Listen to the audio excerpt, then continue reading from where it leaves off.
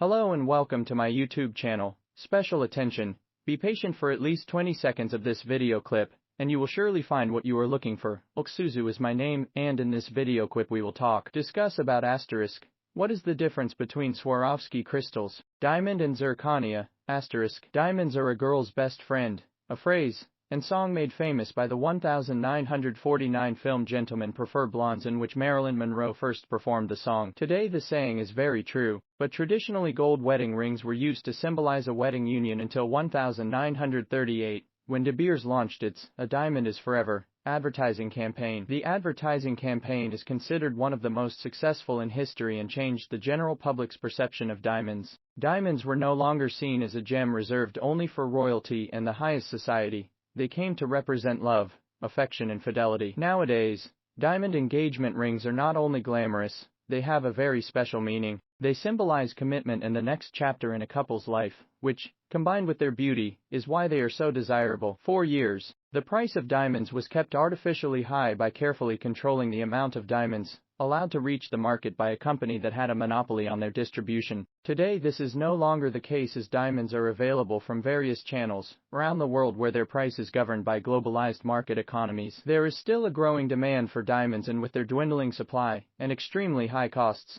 less expensive substitutes are being used instead. Unlike other gemstones, diamonds form in the Earth's mantle, a semi-molten layer between the Earth's outer core and crust, that is subjected to extreme heat and pressure at depths of more than 100 miles, 160 kilometers, below the Earth's surface. Simple carbon-containing minerals have been transformed into diamonds by the surrounding heat and pressure. All of this happened between 1 billion and 3.3 billion years ago, when the Earth was much warmer than it is today. We can't mine far enough to reach the Earth's mantle, but luckily volcanic eruptions have done the job for us. The last of these volcanic magma eruptions occurred over 20 million years ago, bringing diamonds close enough to the surface to be mined. Swarovski crystals. Natural diamond. Diamonds are natural stones that are composed of carbon atoms arranged in a specific structure. They are extremely hard and, until recently, were considered the hardest natural material in the world, with a rating of 10 on the Mohs hardness scale. Although diamonds are extremely expensive, their price is largely governed by what are known as the four characteristics: carats, cuts, colors and clarity. It is very rare to find a diamond that does not contain flaws,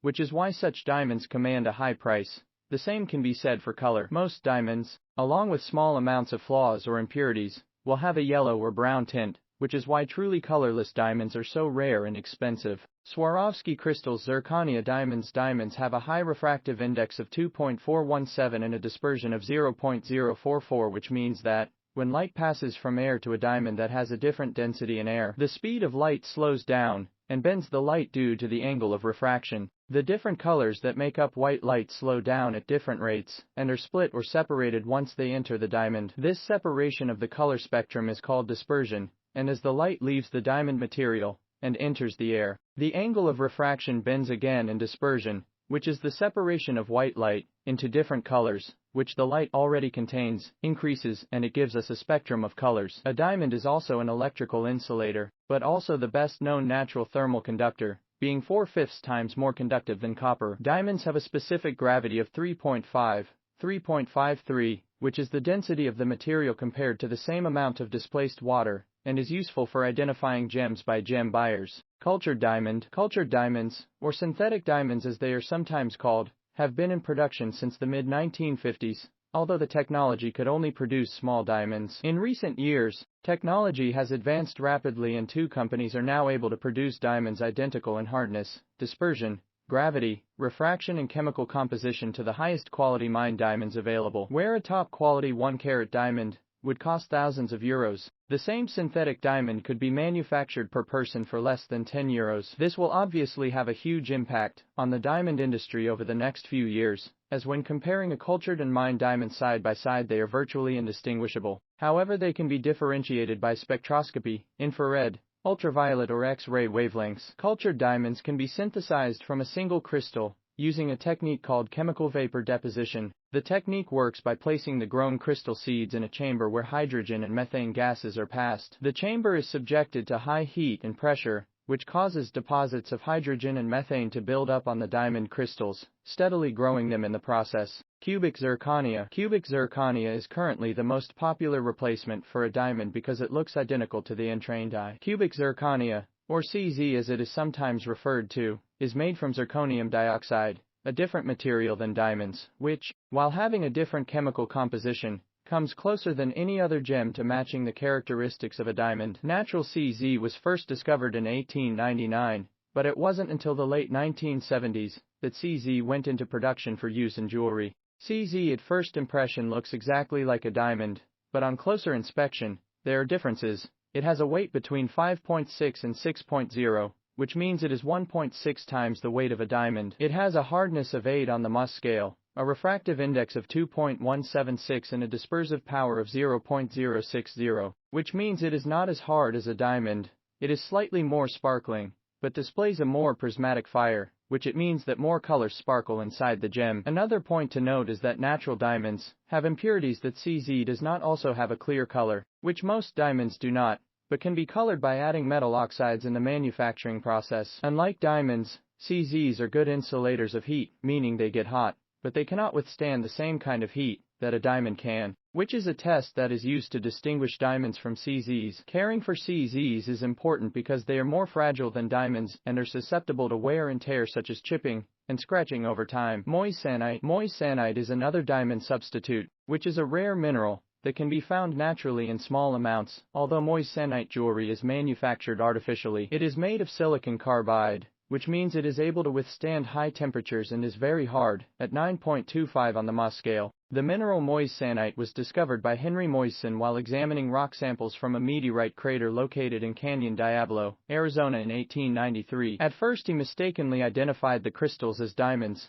but in 1904 he identified the crystals as being silicon carbide. Moissanite is slightly lighter than a diamond with a weight of 3.21, which is not so noticeable, but it has a refractive index of 2.65-2.69 and a dispersion of 0.104. This means that moissanite is much brighter and exhibits a more prismatic fire than a diamond, which is visible even to an untrained observer. Moissanite has inclusions like a diamond and can also have a greenish tint in color. Swarovski crystal. Swarovski crystal is not a gemstone or even a crystal. It is a form of glass, produced at high temperatures by melting silicon oxide powders with lead to form what is known as lead crystal. The exact process is one that is patented by Swarovski, but it has a lead content of about 32% to increase the refractive index of the crystals to resemble that of a diamond. To produce a diamond effect, the crystal glass is precisely cut, and then polished again using a Swarovski patented process that gives the crystal a high-quality finish. Crystals are often further enhanced by coating the glass with an aurora borealis or a B coating that gives the surface a rainbow appearance to simulate the scattering from a diamond. Swarovski crystal has a Mohs hardness of 6.7, so it is susceptible to scratches and chips from wear and tear, but at the same time it is harder than standard glass. The lead content in the crystal increases the refractive index of the glass from 1.5 to 1.7 to give the faceted facet a brighter appearance. No matter which gem or crystal you decide to use for your jewelry designs, you can be sure that any of the above will provide the beautiful sparkle they are all intended for. Foremost, the choice will come down to cost, and Swarovski is undoubtedly the most cost-effective diamond alternative. It is a brand that is synonymous with quality and elegance, which is why it is used by so many top fashion houses in the world, both in their design and in collaboration with the promotion of their own brand. Cubic zirconia, on the other hand, is not Swarovski's brand name, costs a little more, but can provide a more durable solution for adding a diamond replacement to jewelry designs. It is worth noting that Swarovski creates a synthetic diamond range that is worth examining, as the brand is part of a high-quality precious market, without the stigma of a fake diamond, synthetic diamond. As cultured, synthetic diamonds enter the market and become more readily available, we are likely to see a decline in price, or maybe people will become perfectly happy to accept a man-made version in its place, because after all appearances, what matters when you're looking for a unique and timeless gift? If you got here to the end of the video I presented on my YouTube channel, at Alexandru, thank you for watching the video. I hope it was useful, and I hope it helped you in some way. If you liked this video clip, I would be happy if you like a share and subscribe to this channel. Only good regards, Alexandru YouTube channel creator.